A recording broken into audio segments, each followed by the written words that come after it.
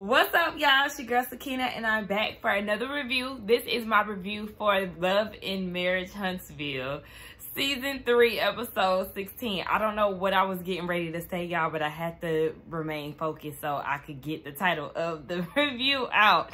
So, let's go ahead and hop right into it because I ain't really got no announcements to make or nothing like that. So, the episode opens up down at Melody S. Holting. Not Enterprises, Incorporated. That's what it is. And y'all, is it me or is it very cringy that she does have so many pictures of herself plastered around the office? I know some people do find it, you know, I won't say tacky, but some people don't really like the idea of people having so many photos of themselves in their houses and stuff like that. And I don't mind it. But I guess I don't mind a few pictures, but it's literally, it seems like it's a picture of her in every inch of the office, and it's giving very conceited, and it's kind of weird. But nonetheless, they're all getting together, the entire crew, to talk about the comeback group. I don't want to hear about the comeback group. I'm not excited that we're discussing this. I had an idea that this is what they were going to discuss because based on the preview, they were in the office, all of them together. I said, oh, Lord, this got to be something with the comeback group. And sure enough, I was right.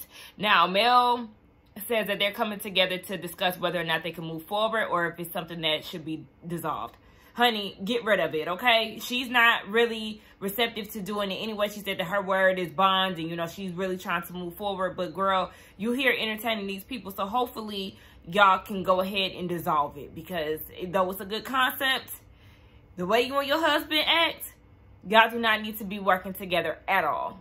So, then Marcel and Mel, they get there first and they're having a conversation about the Destiny race. I said, girl, what are you talking about? It felt good out there running. You took a shortcut. Remember, you said some people can take shortcuts in their journeys. You got to work smarter, harder, girl. Yes, girl, you barely ran, but okay. And Marcel was like, yeah, it was a good time, but I heard that the mamas was having some issues, and he feels like Ms. Wanda shouldn't have said what she said to Ms. Van, and I'm with Mel. Funny how you say that, though you're right. Remember that you did try to spread rumors about my mama in a sex tape. So, yeah, don't forget that you was with the bull last year as well, bald head.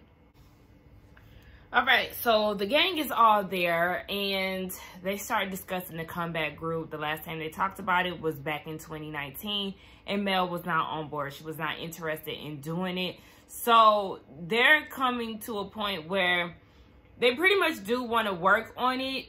And Marcel goes and says this joke talking about, you know, you can have a baby and still pull out. I guess that was like a joke of Mel saying that she wanted to pull out of the comeback group. Wrong road, wrong room.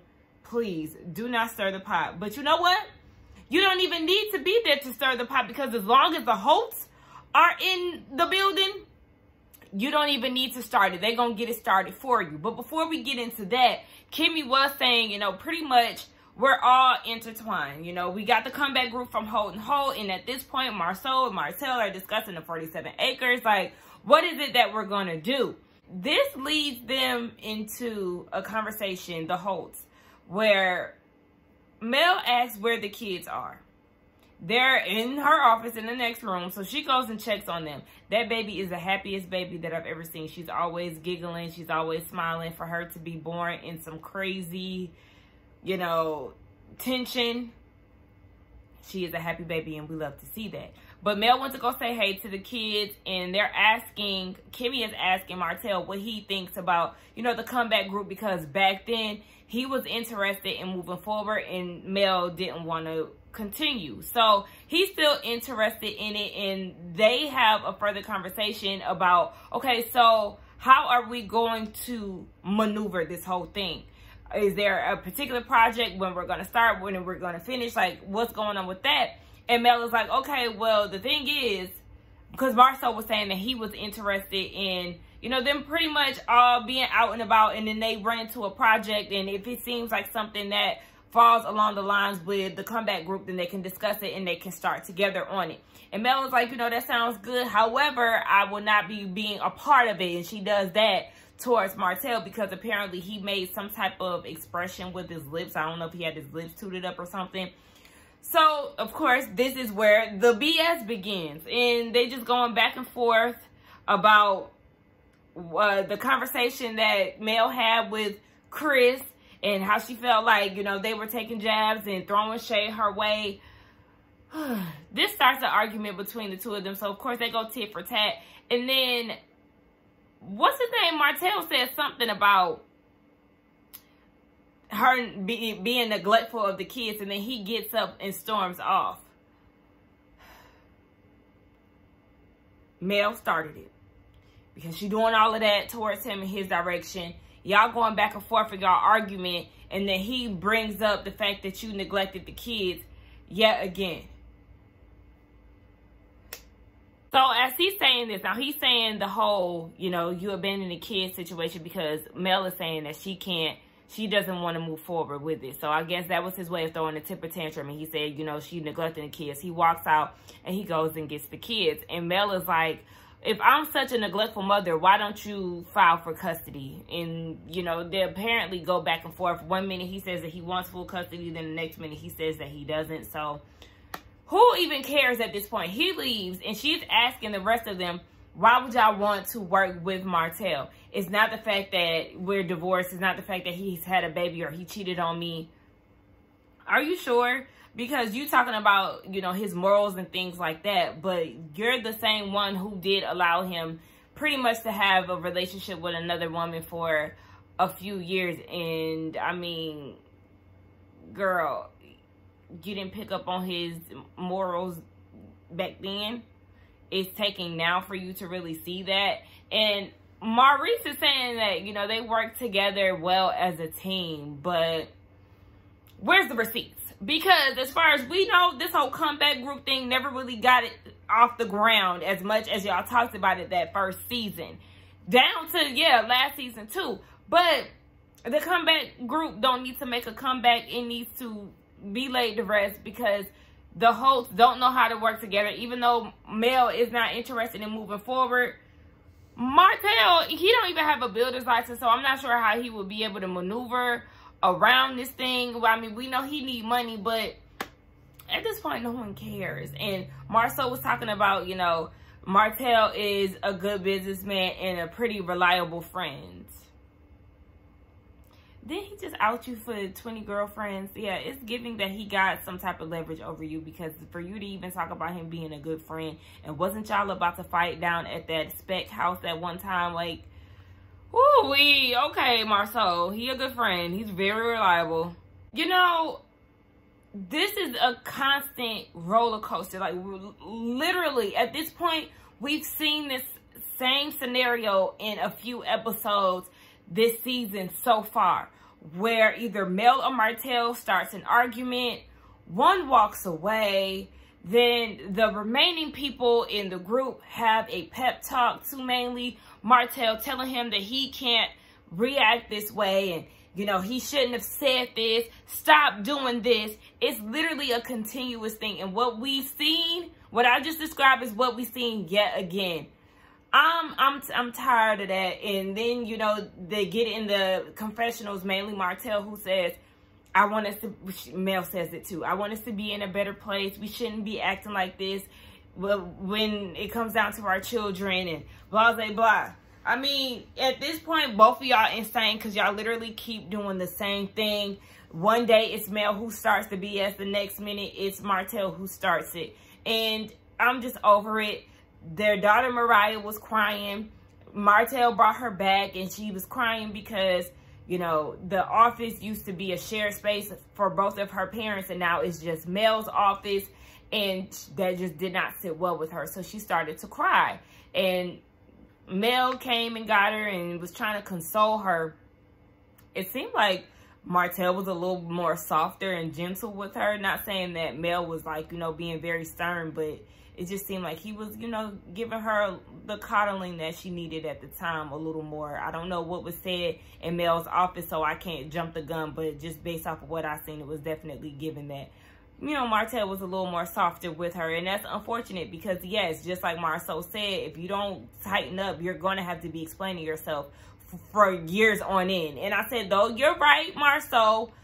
You're also going to have to explain yourself to your children because you don't know them and you live in the same household with them. Daddy wasn't there, but he was. Scott brothers playing tennis, and they discuss what happened with the comeback group meeting. Now, Marceau goes and says that he would not want to work with the Holts because of the way that they behave. But didn't you say in that group that, you know, basically a person can only got to tell you once or whatever the hell Marceau said? And I'm like, okay, well, y'all have seen this. Like I said, the comeback group has, y'all didn't even do any projects. And then y'all go and try to revamp this thing. Why? When y'all been kicking it with the Holts who are newly divorced, and y'all know that they really can't be in the same room together without having some type of argument. Y'all have had numerous amounts of examples of how the Holts handle themselves, and yet you act surprised because they do exactly what they've been doing beforehand in a business meeting. You thought because it was business it was going to change? No. So and then he says that he would be a fool to even work with Martell, even if Mel is not involved, because he doesn't know how to control himself, and you know everything is just very volatile right now. But he goes and says that my family eats off of my decisions. That stood out to me because the decisions that you're making at Black are not the smartest. How is things going at the lounge? Because we haven't heard much of anything. I'm sure y'all still overworking Jalen, underpaying him, being very condescending, being rude, not being helpful, not giving him the training that he needs. Those are big decisions that can affect your children, because if you don't do right by Jalen in your restaurant and be more hands-on, then yeah, you're going to have a failed business. So just keep in mind, Marceau, I mean, you say things that make sense, but then you have to think about who's saying them. And, you know, you got some shit that you need to clean up as well. So then they get into the topic of therapy. We know that Maurice is definitely trying to get his brother to see the benefits of therapy, and he's sharing his experience with Dr. Francis and saying basically, you know, he has 2 wives and that he needs to learn how to be more efficient with his time so he can be there with Kimmy and be more into his wife. So,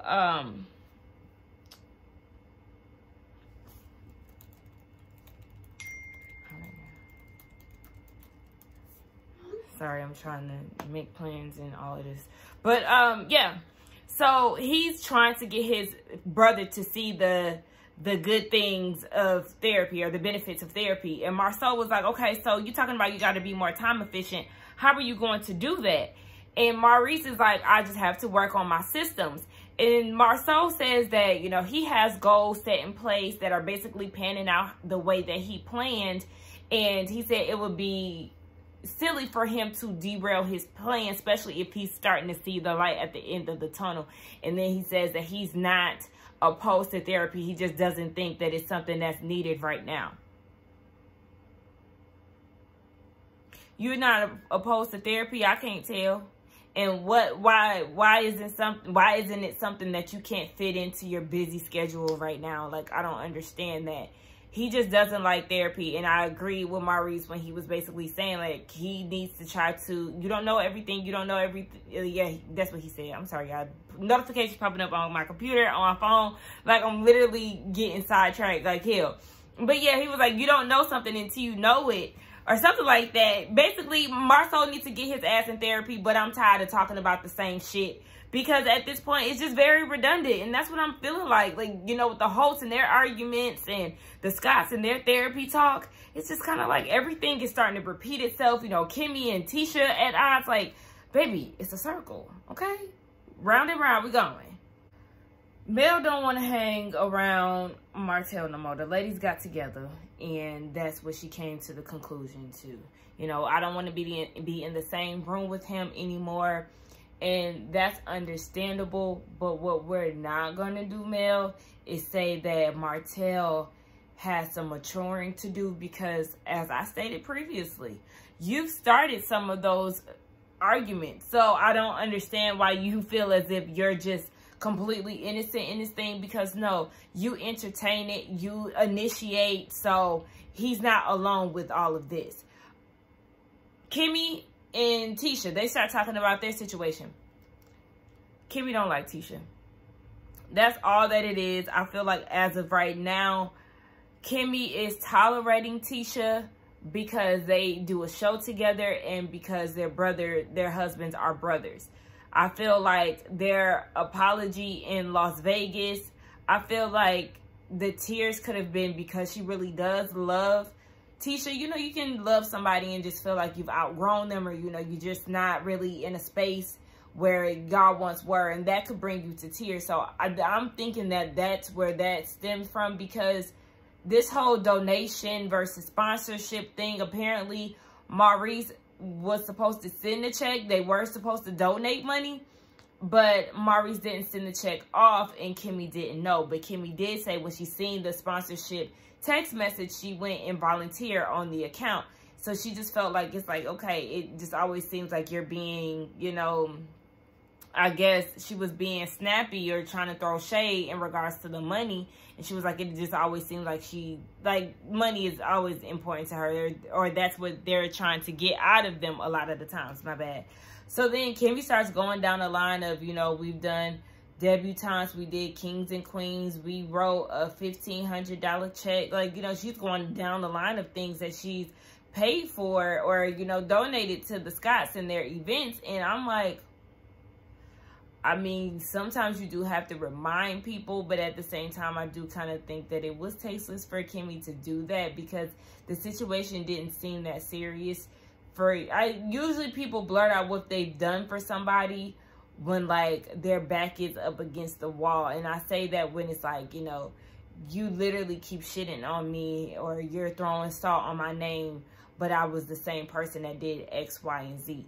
But typically, that's not really something that you would do, you know, just say all the things that you've done for somebody. So Tisha's like, well, damn, okay, well, if that's the case, I need to start keeping score too, because I did her bridal shower and her bachelorette. So I just really take it as Kimmy not really being into the friendship with Tisha anymore, because it is a lot of work to be friends with Tisha. It's a lot of work to be around her mama, you know, they're a whole package deal situation, and then you got the family getting involved, and you feel like I'm not kissing your ass enough. So that type of stuff can start to wear on you. Like every incident could just take a chunk out of you, and after a while you just don't got nothing else left to give. And I feel like that's where Kimmy is coming from.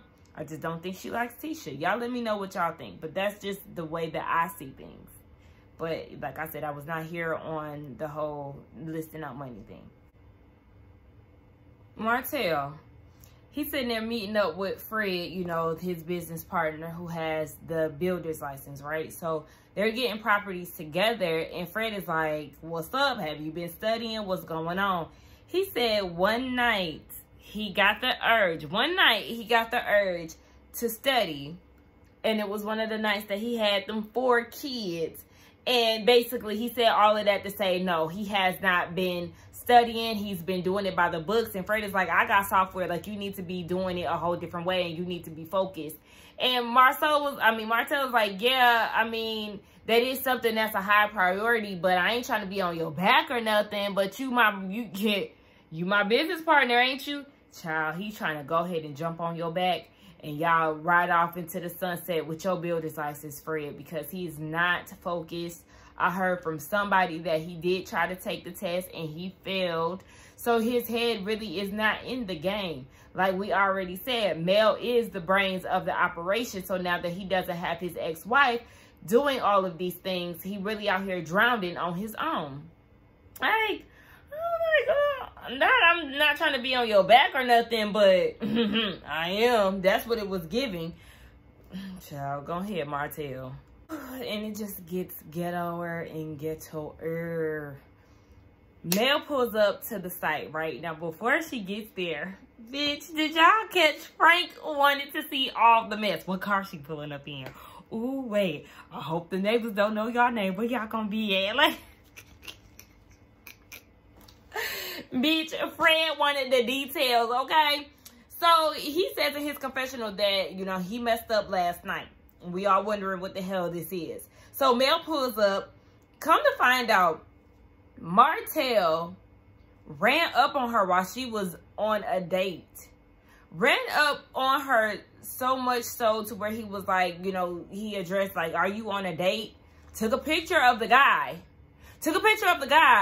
And said, you have the nerve to be in our favorite restaurant. She was like, that's my favorite restaurant. So what are you even talking about? Like, I don't give a damn if I used to go here with you or not, nigga. If I like to eat here, then I like to eat here. I'm not with you no more. So, baby, we're on to the next and we're eating here together. Hell, you talking about? Apparently, he was supposed to be in a meeting with somebody who flew out from LA to have a business meeting with him. He was, according to Mel, probably in the meeting for every bit of 15 minutes. Interrupted that so he can go run down on her. Now, apparently, he said that he told her that he was going to do that. And I guess, you know, when some people say little stuff like that, you kind of take it, you know, like, boy, bye. Like, shut the hell up. Well, baby, he really acted on what he said he was going to do. And Martell, you definitely are crazy and you look crazy from a business standpoint and just from a personal standpoint, because that just further proves the point of you spiraling. Remember, I said that. I think I said that like last season or something like that. I might have said it this season. I don't know, because we, in like 16 episodes in or whatever. But the fact that you pulled up on her, even though you can have a baby on her and a girlfriend for 5 years, is beyond me. Like, literally, the mindset of men drives me crazy sometimes. Because, now you feel some type of way about, I'm doing this and we ain't together. Like, am I running up on you and Aaron? Like, okay, so yeah. He now is saying that he don't want to get back with her, and, you know, she gets scrolling. Okay, baby, do I need to pull out the receipts? Because you saying something here different from what you be texting me. And do y'all realize I've noticed that when Martell is lying, he avoids all kinds of eye contact. He did it with Fred when he was trying to explain the whole studying for the license thing. And he did it with Mel when he was saying, oh, no, I mean, I will only be with you. I told you I will only be with you if you didn't have the kids. You know, if I'll be with you if only for my kids. Stuttering and looking everywhere but to the person that you're talking to. You're lying. And I mean, we knew he was lying without him giving eye contact anyway. But nonetheless, it leaves on it to be continued, honey, because he said he was going to continue to be petty. He doesn't give a damn. If he wants to be disrespectful, he going to have at it. Oh, Jesus. Mel, go ahead and reveal your man and ruffle his feathers some more. Let it be a constant reminder that he fumbled the ball with you and now his life is in shambles. Fuck him. Move on. Live your best life. I need you to get some therapy too, Mel, because, yeah, I need you to be able to be past this petty stage with Martell, because, like I said, you ain't innocent either. Y'all let me know what y'all thought about this review. I'm sorry. I feel like I started off with a little bit of high energy, and then it kind of just got lower over the recycled, you know, constant storylines that we keep seeing within this season. So I'm really tired of it. I've also been up since 6:30. I had to work at my other job, and now I have to, you know, spruce myself up because I'm going to meet up with my friend and we're going to kick it. So let's get down in the comments and talk. Don't forget to like, comment, and subscribe to my channel, and I will see y'all in the next one.